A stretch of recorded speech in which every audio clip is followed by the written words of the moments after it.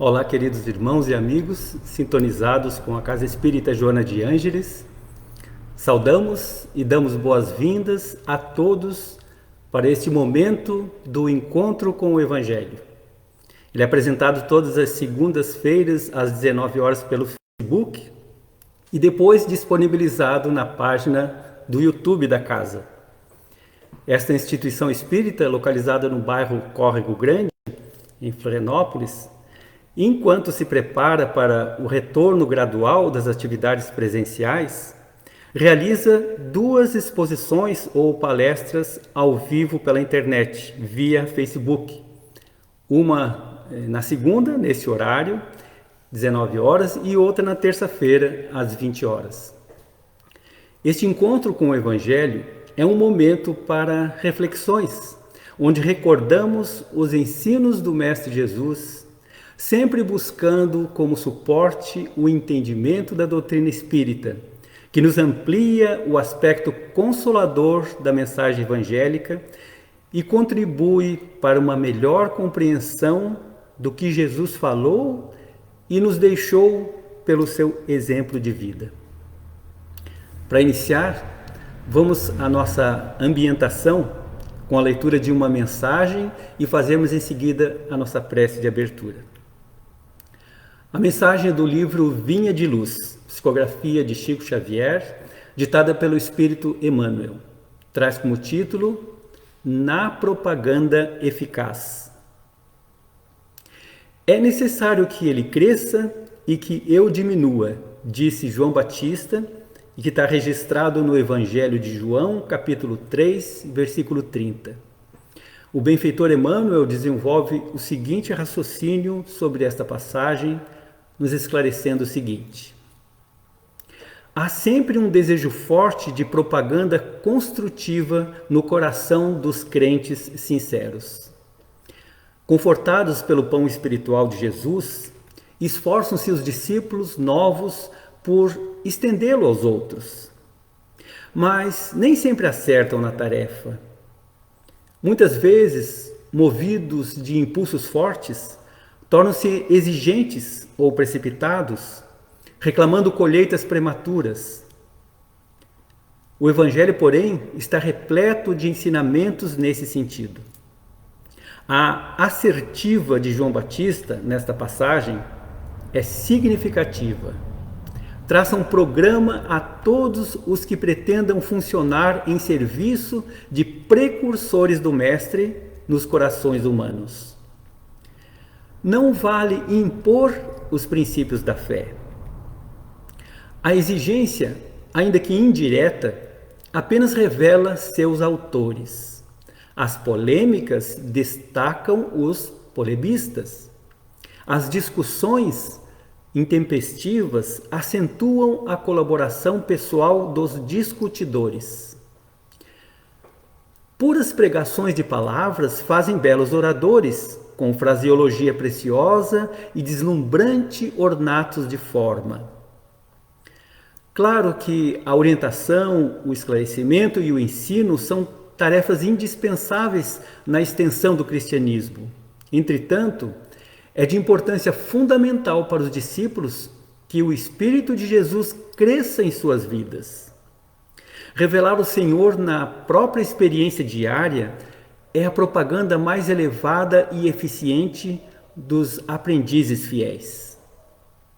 Se realmente desejas estender as claridades de tua fé, lembra-te de que o Mestre precisa crescer em teus atos, palavras e pensamentos, no convívio com todos os que te cercam o coração. Somente nessa diretriz é possível atender ao Divino Administrador e servir aos semelhantes, curando-se a hipertrofia congenial do eu. Entendemos essa cura da hipertrofia congenial do eu como uma diminuição desse agigantamento excessivo do ego que ainda faz parte de nossa índole. Depois dessa mensagem, então, nós convidamos aos irmãos e amigos fecharmos os nossos olhos por uns instantes e fazemos a nossa prece de abertura. Nos dirigimos inicialmente a Deus, nosso Pai, nosso Criador, Pai de infinito amor, bondade, misericórdia, de justiça. Nos dirigimos a Jesus, o nosso Mestre, caminho da verdade e da vida, e conscientes de que estamos em companhia de amigos queridos do plano espiritual, que nos protegem, nos intuem, nos alertam, para que juntos formemos esse grupo harmonioso para reflexões, aprendizados, e que desses instantes, desses minutos que vamos passar unidos, possamos sair mais esclarecidos, mais conscientes, mais dispostos a nos desenvolver como espírito reencarnado, como irmãos uns dos outros na caminhada do progresso. Então, com esse propósito, em nome de Deus, em nome de Jesus, pedimos licença para considerar iniciado o nosso encontro com o Evangelho. Que assim seja.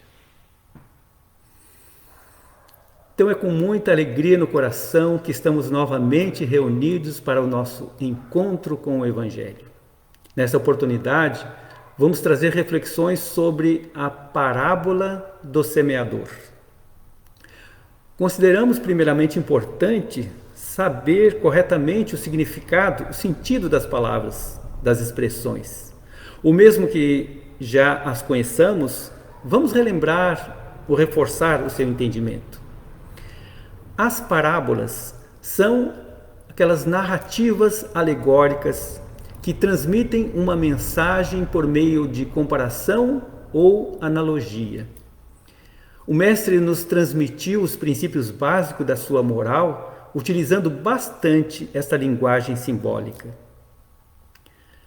O porquê de um mestre ter falado dessa maneira em muitos momentos, ele próprio nos explicou, quando os discípulos lhe perguntaram, na passagem que está no Evangelho de Mateus, capítulo 13, versículos 10 a 11 e de 13 a 15. Por que lhes fala por parábolas?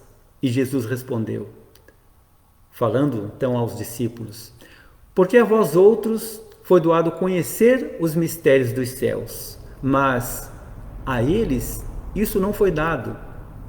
Falo-lhes por parábolas, porque vendo não veem, e ouvindo não escutam e não compreendem. Esta passagem do Evangelho de Mateus ainda faz referência a uma profecia sobre a condição do entendimento das populações que iriam receber de Jesus esses ensinamentos. Mateus deixou registrado assim: e neles se cumprirá a profecia de Isaías, que diz: ouvireis com os vossos ouvidos e não escutareis, olhareis com os vossos olhos e não vereis, porque o coração desse povo se tornou pesado e seus ouvidos se tornaram surdos, e fecharam os olhos para que seus olhos não vejam e seus ouvidos não ouçam, para que seu coração não compreenda e para que, tendo-se convertido, eu não os cure. Este texto evangélico está na obra da codificação também, na codificação espírita, no capítulo 24 do Evangelho segundo o Espiritismo. O título é Não ponhais a candeia debaixo do alqueire. E ao comentar esta passagem, Allan Kardec traz mais luz para a nossa compreensão do porquê Jesus se utilizou de parábolas. Nos itens de 4 a 7, o codificador faz um comentário muito esclarecedor, do qual citamos somente algumas partes. No item 4, o codificador se expressa assim: dá-se com os homens em geral o que se dá em particular com os indivíduos. As gerações têm a sua infância, a sua juventude e sua maturidade. Cada coisa deve vir a seu tempo. A semente lançada à terra fora da estação não germina. Um pouco mais à frente, no item 6, Kardec diz: é de perguntar-se que proveito o povo podia tirar dessa multidão de parábolas cujo sentido lhe era oculto. E continua: note-se bem que Jesus somente se exprimiu por parábolas sobre as partes, de certo modo, abstratas da sua doutrina. Mas, tendo feito da caridade para com o próximo e da humildade condições básicas da salvação, tudo o que disse a esse respeito é inteiramente claro, explícito e sem ambiguidade. Kardec também comenta que, sobre outras partes de seus ensinos, ele desenvolvia o seu ensinamento apenas aos discípulos, por serem eles mais adiantados, moral e intelectualmente. Dessa maneira, Jesus pôde iniciá-los no conhecimento de verdades mais abstratas. Nos parece que refletir sobre uma parábola de Jesus com este alicerce do Evangelho e da codificação nos deixa mais familiarizados com esta forma de transmitir o conhecimento da qual o Mestre se utilizou. Antes ainda de entrarmos no tema da parábola do semeador, queremos esclarecer que esses conhecimentos trazidos aqui para as nossas reflexões estão todos nas obras da codificação, nas publicações orientadoras de estudos do Sistema Federativo do Movimento Espírita Brasileiro e nas demais obras espíritas que auxiliam na ampliação do entendimento desses conhecimentos. A parábola do semeador, ela foi registrada por Mateus no capítulo 13, mas também está em Marcos capítulo 4 e em Lucas capítulo 8. Na codificação, encontramos no Evangelho segundo o Espiritismo, capítulo 17, e lá tem como título Sede Perfeitos. Narra a introdução do texto evangélico assim: tendo Jesus saído de casa naquele dia, estava sentado junto ao mar, e ajuntou-se muita gente ao pé dele, de sorte que, entrando num barco, se assentou, e todos da multidão estavam em pé na praia. E falou-lhes muitas coisas por parábolas, dizendo, e agora vamos entrar na parábola em si: eis que o semeador saiu a semear. E quando semeava, uma parte da semente caiu ao pé do caminho, e vieram as aves e comeram-na. E outra parte caiu em pedregais, onde não havia terra bastante, e logo nasceu, porque não tinha terra funda, mas, vindo o sol, queimou-se e secou-se, porque não tinha raiz. E outra caiu entre espinhos, e os espinhos cresceram e sufocaram-na. E outra caiu em terra boa e deu fruto, 100, outro a 60 e outro a 30. Quem tem ouvidos para ouvir, ouça. No Evangelho segundo o Espiritismo, temos o seguinte comentário de Kardec: a parábola do semeador exprime perfeitamente os matizes existentes na maneira de serem utilizados os ensinos do Evangelho. Kardec também faz uma comparação entre a parábola do semeador e as diferentes maneiras de compreender e aplicar as revelações do Consolador, o Espiritismo, por meio de questionamentos relacionados ao plantio das sementes. Então Kardec diz: não estariam sendo representados nas sementes que caíram à beira do caminho os que apenas atentam aos fenômenos materiais, vendo neles somente fatos curiosos? E as sementes que caíram em meio às pedras, não estariam associadas aos que buscam senão o lado brilhante das comunicações dos espíritos, pelas quais só se interessam quando lhes satisfazem a imaginação e que depois de as terem ouvido, se consideram tão frios e indiferentes quanto eram? Ou melhor dizendo, se conservam tão frios e indiferentes quanto eram? E aquelas sementes que caíram em meio a espinheiros, não estariam representando os que acham muito bons os conselhos e os admiram, mas para serem aplicados aos outros? Então, não serem aplicados para si mesmos? E, finalmente, os que frutificam as instruções do Consolador não seriam como as sementes que caem em terra boa e dão bons frutos? Allan Kardec menciona também o seguinte: quantas pessoas existem para as quais o Evangelho não passa de letra morta, à maneira de semente caída sobre pedregulhos, que não produz nenhum fruto? Emmanuel, em uma mensagem sobre o cristão e o mundo, no livro Caminho, Verdade e Vida, capítulo 102, mostra que ninguém julgue fácil a aquisição de um título referente à elevação espiritual. O mestre recorreu sabiamente aos símbolos vivos da natureza, favorecendo-nos a compreensão. E ao refletir sobre esse trecho da mensagem de Emmanuel quanto à sabedoria do mestre ao utilizar os símbolos vivos da natureza para transmitir esta parte dos seus ensinos, como esta do semeador, nos veio à mente, e então trazemos para as nossas reflexões, de que a natureza não dá saltos. Aquele ensino muito conhecido. O espiritualista e, indo um pouco mais além, o reencarnacionista, que reconhece, aceita a evolução do ser humano ocorrendo por meio das inúmeras passagens reencarnatórias e em diversos mundos habitados, compreende com mais naturalidade essa questão que agora estamos trazendo para a reflexão. Vamos relacioná-la com nossos propósitos de elevação espiritual nesta vida, nesta encarnação. Pelas nossas vivências, podemos sem nenhuma dificuldade concluir, pelas próprias experiências pessoais, que de fato não é possível dar saltos na caminhada evolutiva.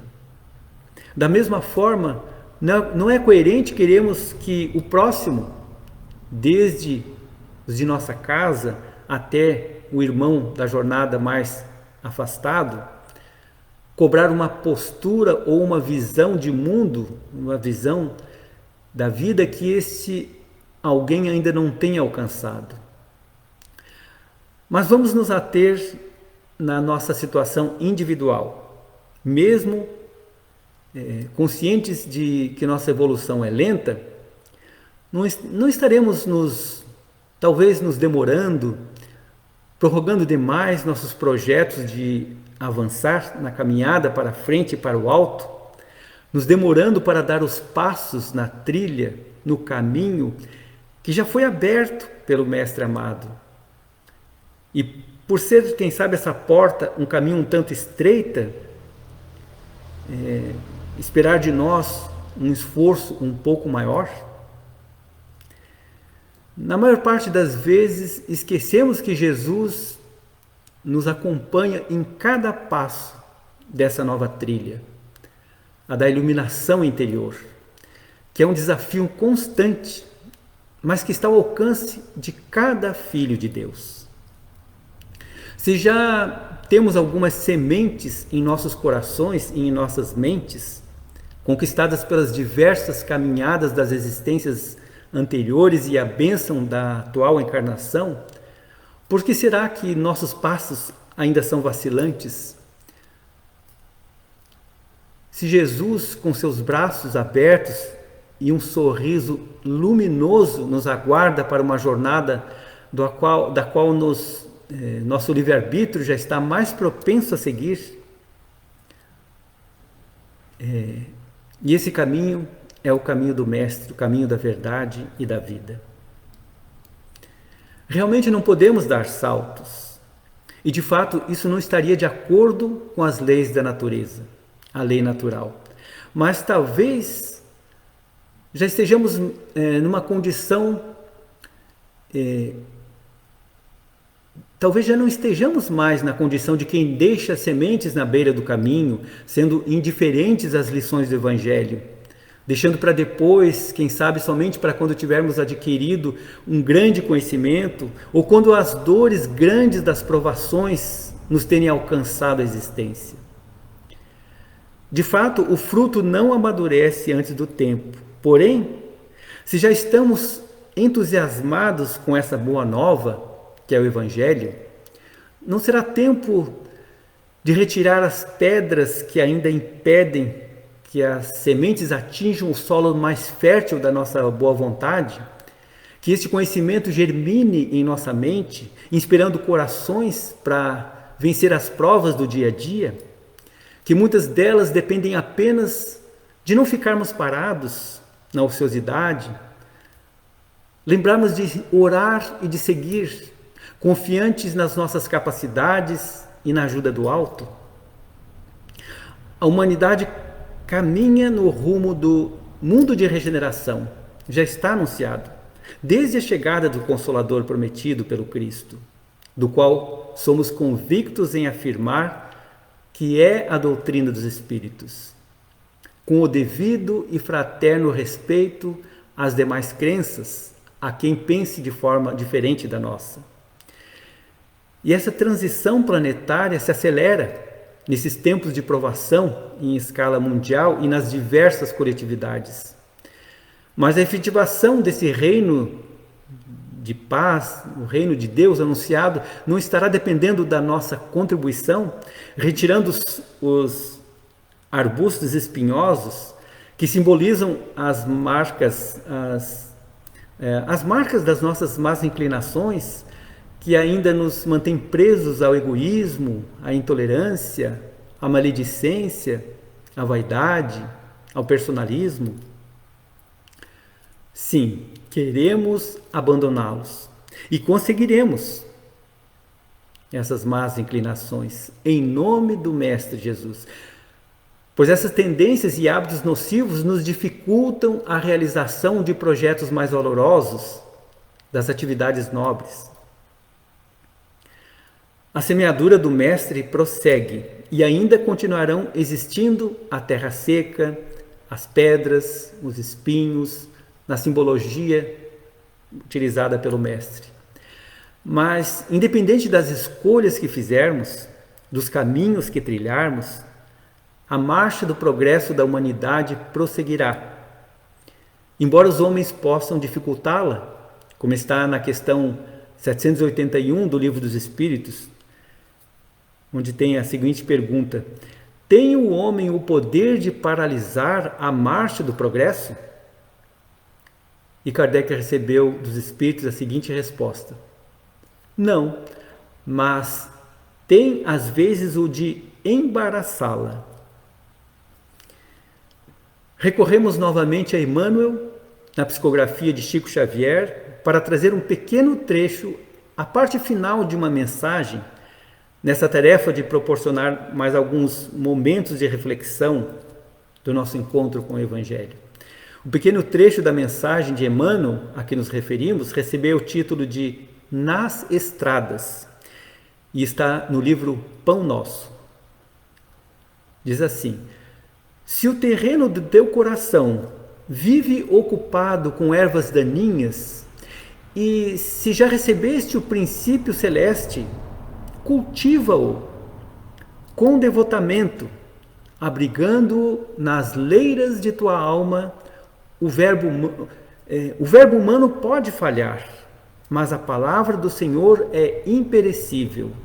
Aceita e cumpre-a, porque se te furtas ao imperativo da vida eterna, cedo ou tarde, o anjo da angústia te visitará o espírito, indicando-te novos rumos. Nos aproximando da conclusão das nossas reflexões, gostaríamos de dizer que, nesses tempos de transição da humanidade, nos passa a percepção de que, particularmente em nosso amado Brasil, coração do mundo, pátria do Evangelho, os cristãos, de modo geral, estão se unindo e, muito mais do que as palavras, pregações, o exemplo é que deve cativar os desorientados, os que estão um tanto mais perdidos nas escolhas dos seus caminhos. Mas a palavra, quando vem de corações sinceros e são do bem, quando busca melhorar a nossa vida e a vida do próximo, será sempre um abençoado veículo de iluminação, nos auxiliando a reformular nossos pensamentos e atitudes. Como reflexão final, vamos compartilhar o que traz o caderno de estudo aprofundado da doutrina espírita, editado pela Federação Espírita Brasileira, na interpretação da última parte da parábola do semeador, que já foi citada, mas que vamos repeti-la nesta conclusão. Como tínhamos visto, referindo-se à última parte das sementes, a parábola termina assim: E outra caiu em boa terra e deu fruto, um a 100, outro a 60 e outro a 30. Quem tem ouvidos para ouvir, que ouça. A interpretação que apresentaremos a seguir desta parte final da parábola do semeador é fruto de estudos em equipe de irmãos espíritas que se dedicam a contribuir conosco para a compreensão mais ampliada dos textos evangélicos à luz da doutrina espírita. Então, eles desenvolvem essa interpretação assim: quando o terreno está devidamente preparado, a produção está assegurada num processo contínuo.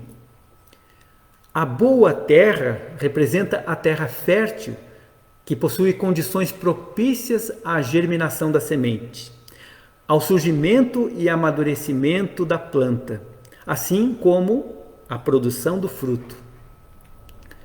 Os ensinamentos do Evangelho, quando alcançam as pessoas, simbolizadas pela boa terra, são assimilados e difundidos num processo natural.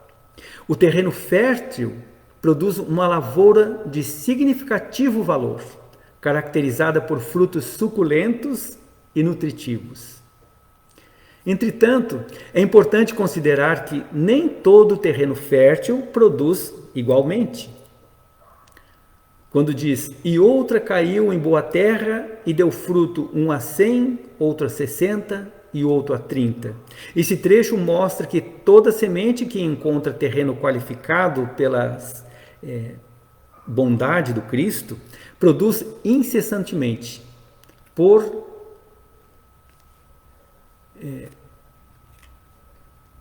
minutinho, desculpa.